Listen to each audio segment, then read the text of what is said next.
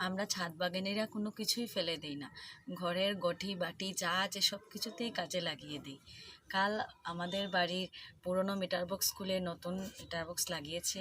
এই ঢাকনাটাও আমি ফেলে দিইনি, কাকুর কাছ থেকে চেয়ে নিয়ে নিয়েছি। এই ঢাকনাতে একটি গাছ লাগিয়ে দেবো এখন।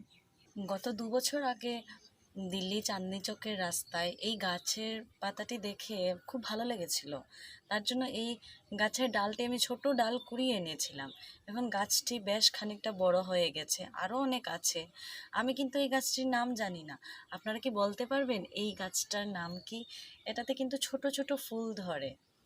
এই দেখুন, আমি এই কারেন্টের বক্সটিতে আমি এই ছোট চারা গাছটি লাগিয়ে দিয়েছি। আর গাছে যখন নতুন ছোট ছোট ফুল আসবে আমি আপনাদের আপডেট দিয়ে দেব।